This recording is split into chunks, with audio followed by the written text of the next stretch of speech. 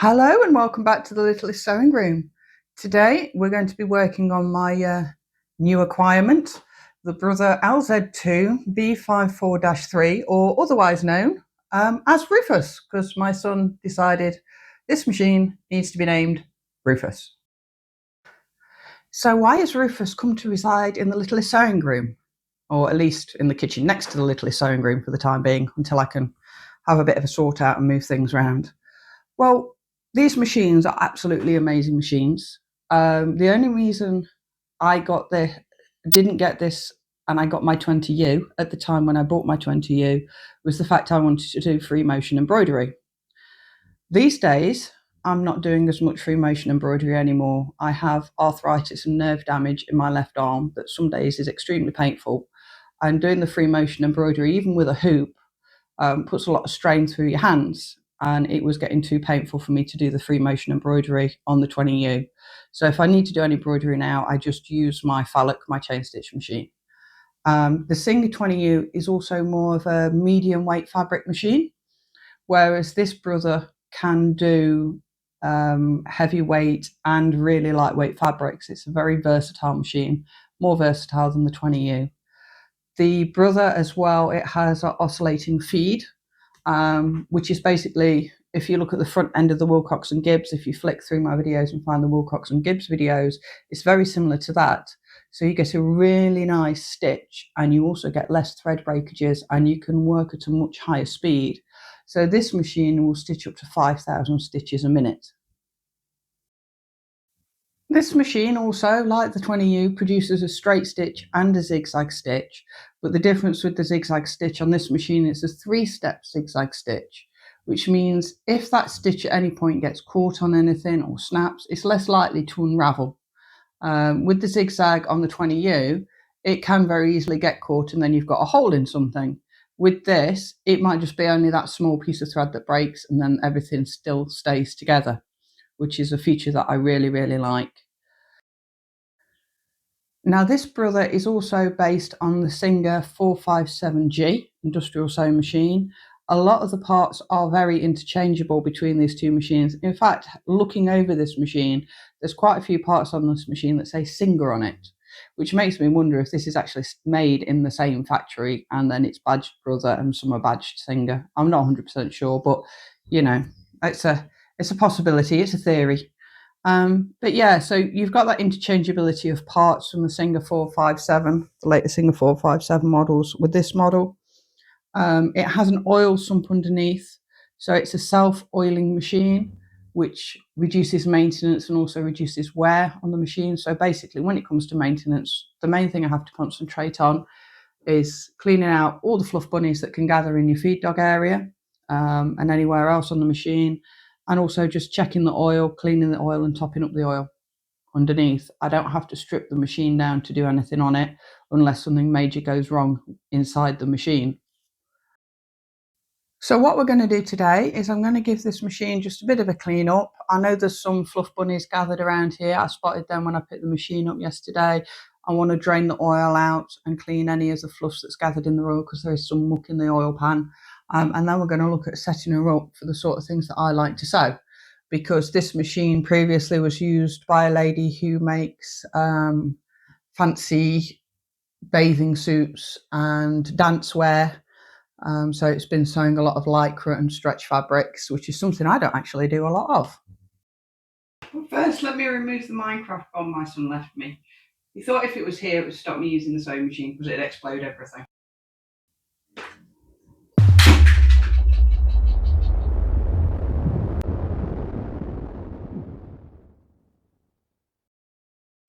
So before we get started, as always, there's a few things we need. A brush for cleaning out our fluff bunnies, a screwdriver for taking our feed dog plates and side plates off, new needles, because the needle that's in here is for stretch fabrics. It's a ballpoint needle, and also I don't know how long that needle's been in there. Some top-up oil for the oil sump. I'm hoping I've got enough. I do need to order some more oil for the oil sump on this machine. You'll get to see how the pan works and everything shortly. And a cloth just for giving things a bit of a quick wipe down. So the first thing we're going to do is we're going to take our needle out and we're going to take a presser foot off so that we can get to the feed dog area and give all this a good clean. So there's just a screw at the side of the needle that you just need to slacken off, and then you should be able to pull your needle out of the machine. There we go. And then with the presser foot's a little bit different. I've never seen a presser foot like this before. It's got a screw at the back. It fastens from back to front. So we need to take this screw out completely. Just grab it. Okay, so that screw was a bit stuck. So now I've got it slackened off. We need to undo the screw completely. I need to take the screw right out because can you see it goes straight through the presser foot bar. And then once it's out, we can just pull our presser foot out and to the side. I am going to reinsert the screw into the bar so I don't lose it. So that's your presser foot off. As you can see, the presser foot is quite different probably to any other sewing machine presser foot you've seen. It's got this flat back with a hole in the middle, and then obviously it comes across the front here. I'm going to give that a bit of a wipe up in a minute. And now I'm going to take the feed dog plate off and the side plate off. I do need to get some screws for these. I have noticed they're missing. I should soon be able to source them off eBay or online somewhere. So now I've got those screws out, we just need to remove the feed dog plate and the side plate. So we just pull this one to the side, lift the feed dog plate out and lift the side plate out. So if you look in there, you know, it's pretty clean. There's a few little bits of fluff, so I'm going to flick those out. And like I say, a lot of parts on this machine are also marked Singer, because the parts from the Singer 457G do also work in this sewing machine, because basically they're the same machine. Just one's badged Brother and one is badged Singer. So there's a bit of old thread stuck in there. I need to try and get that out from the hook mechanism. There we go. Now this is a bit weird because it's almost like a reverse hook mechanism. So you'll put your bobbin in from this side rather than from the front, which is great, but sometimes it's hard to find and dig out. And can you see there all the old fluffs that are in there? It's an area that can get forgotten. So I'm just going to give that a flick around with the brush and hope I get everything. I may take the head out later and just double check this area because we don't want any threads gathering in there. If we get threads in there, then we can get, you know, snarls that can jam up the whole bobbin area. Let me just get my tweezers because I can see a couple more threads. Right, so let me get in. There's a big long thread there. You see? I've just pulled out. Hang on. I'm just going to give it a turn. Check there's nothing else snagged anywhere. I can't see anything else. There's a few bits of fluff I want to clean off. Make sure that area is all nice and clean. So it's essential to keep your machine running nicely, and the best way to keep it running nicely is just to give them a good clean. You see the fluffs?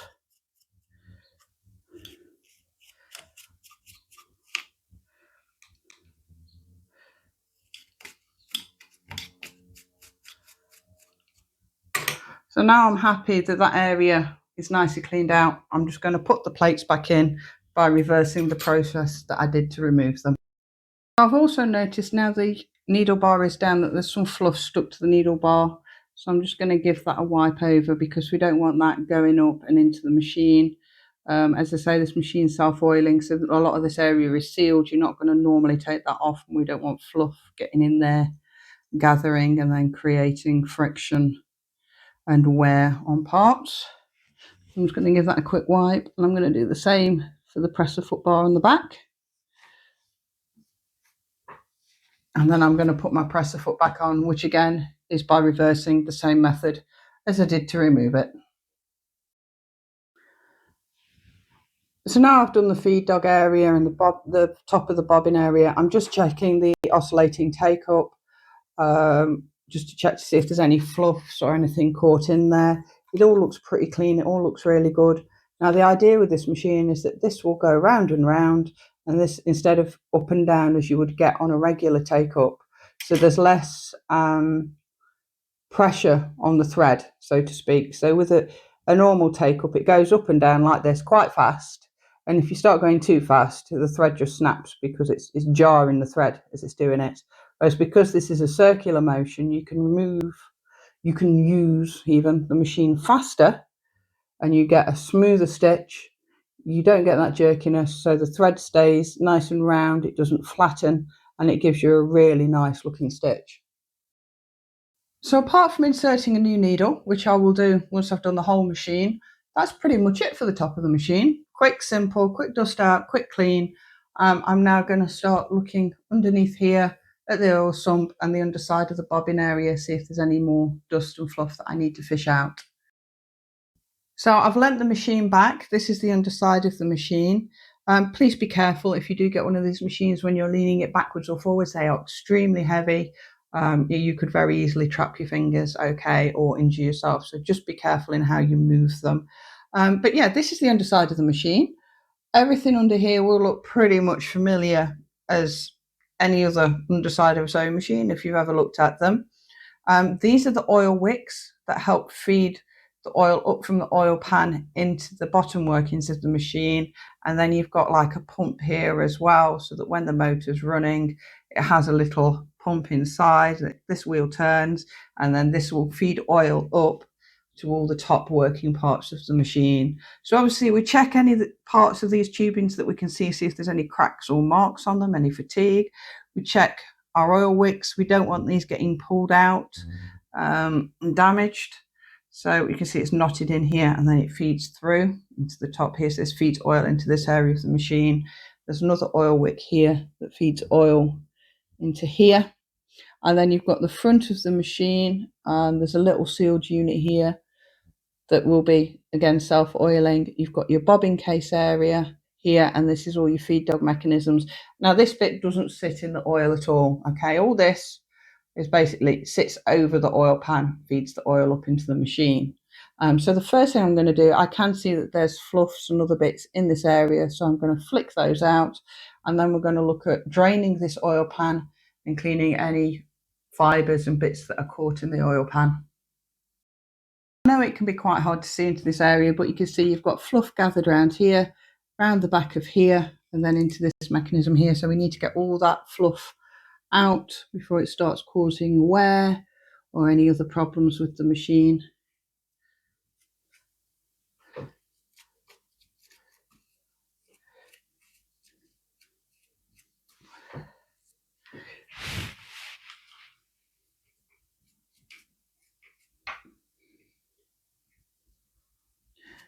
Okay, you also have a piece of felt here that is an oil wicking felt that feeds into the back of the feed dogs as well. Just be aware of that. Don't try and pull that out because obviously you will cause damage to the machine and it's hard to replace that felt. It's a very fiddly job. You've got to take a lot of bits out in order to do it.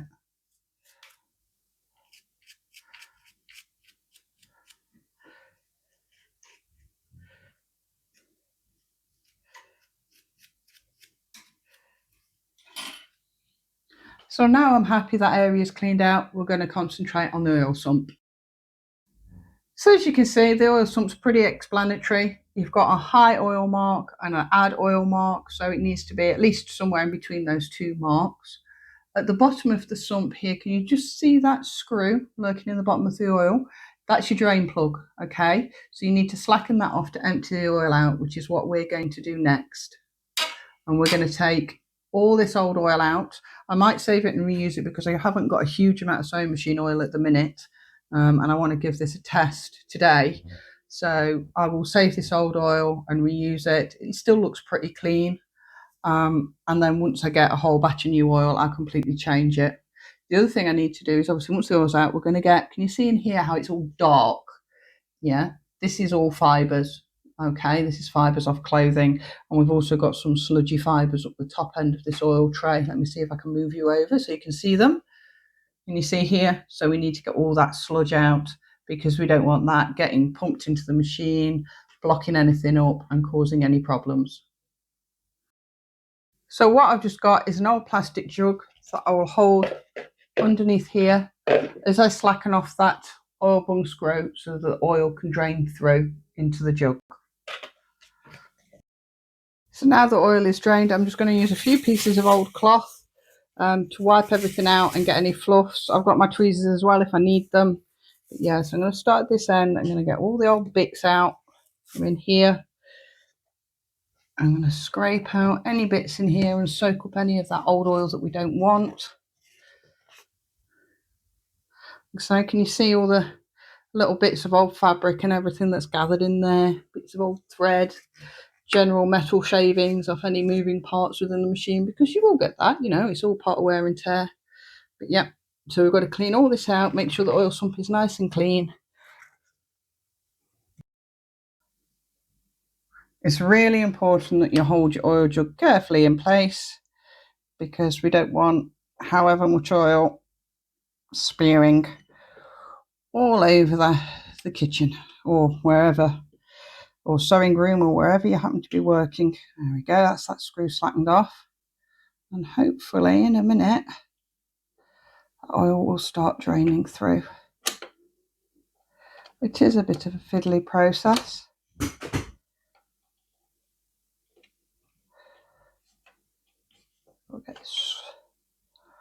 And it's a bit of a messy process as well.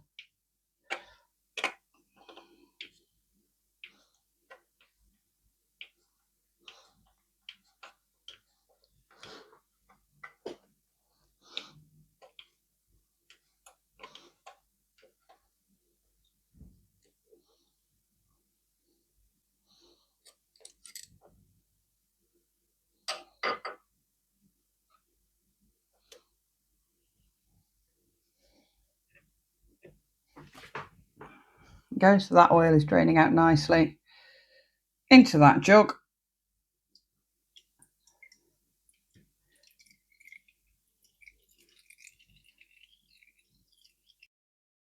So now I'm happy the sump's nice and clean. We're going to refill the oil sump. For this time only, I'm going to put the old oil back in. Like I say, I'm waiting for some more oil, and then I'm going to top it up with what new oil that I've got. So that's the old oil just going back in.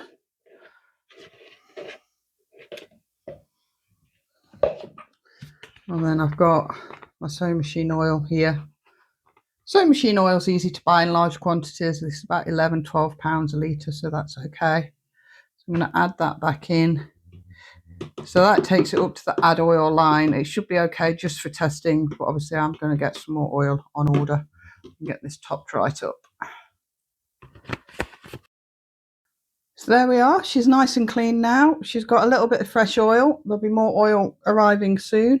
So let's get a needle in her. Let's get her threaded up, and you know, let's do a test stitch. Now, I have to admit, when I brought the machine home, I've left the top thread in, and I'll just, at the minute, I'll just tie the end off and feed it through until I get used to threading it, and then I will do a threading video at a later date, just because this machine is so different from any other machine that I've ever used.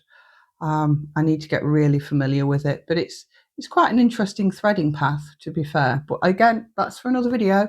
So we're just going to pop a needle in, we're going to feed a new thread through, and we're going to see what we can do to get it set up for the things that I sew. So what I've got for testing this is a tie, because obviously I'm using a lot of ties at the minute. I've got a spare one, why not? I'm going to switch the machine on now. As you can hear, it is a clutch motor. I will be changing that for a quiet running servo motor once I figure out which is the best servo motor for this particular machine. I think it might need something a bit more heavy duty than the 513As that I use on my other two machines. But let's see how we go with this. I am not expecting miracles. You know, this machine's been set up for stretch fabrics. I've changed it to a standard needle. I'm just going to stitch this tight. It is set on quite a wide zigzag stitch at the moment. So let's see if I need to make any adjustments to the tensions or anything. Because I say, it's used to being used on fancy lingerie.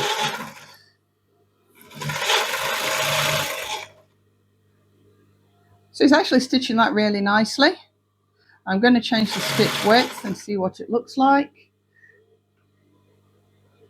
So I'm putting it on a straight stitch now. And I'm going to pick a longer stitch as well, because it's set on quite a small stitch length.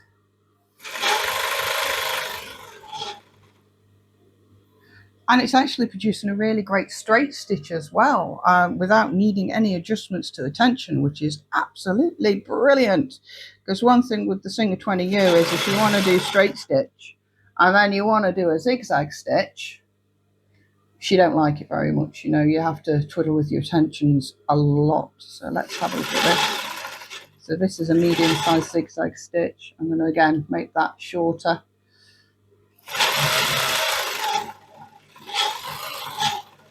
So yeah, that is absolutely amazing. I'm really, really happy with this machine. This machine is spot on. This machine is beautiful. Whoop. Tighten that down. So again, that's your straight stitch. And then I'm going to shorten the stitch width, stitch length. And I'm going to go for, see if I can go for a really small zigzag stitch or quite small zigzag stitch. See what I get.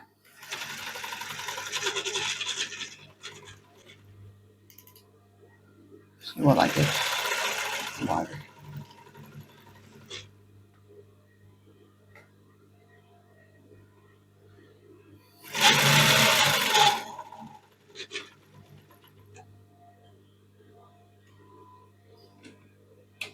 But there you go, without any adjustments to tension or anything. All I've done is change the type of needle in this machine. This is the zigzag stitches it's producing. This is the straight stitch it produces. Again, some more of the zigzag.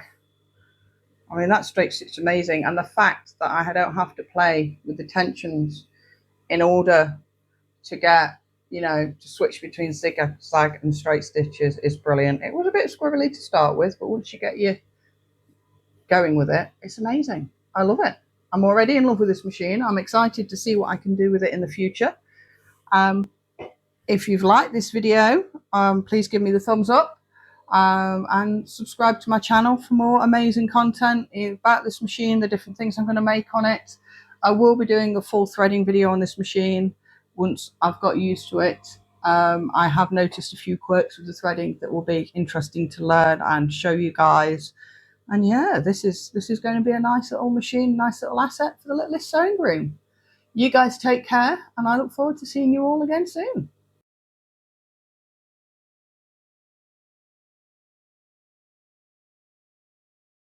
Subscribe. Subscribe. Subscribe.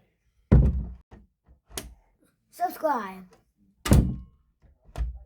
Subscribe.